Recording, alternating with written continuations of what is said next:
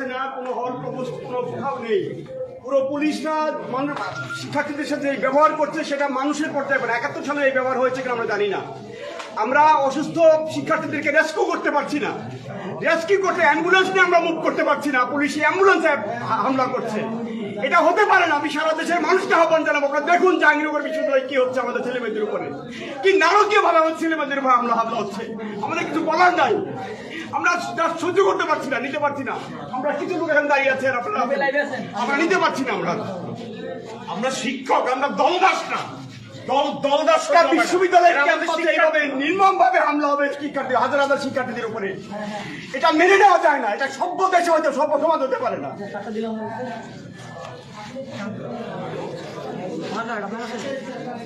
যে আপনারা দেখতে পাচ্ছেন যে এখানে আসলে শিক্ষকরা কথা বলার ভাষা খুঁজে পাচ্ছেন না। এখানে দর্শক দেখতে পাচ্ছেন যে শিক্ষকরা কিছু সংখ্যক শিক্ষক তারা শিক্ষকদের পাশে দাঁড়ালেও আর কি তেমন কিছু করতে পারতেছেন না, শুধু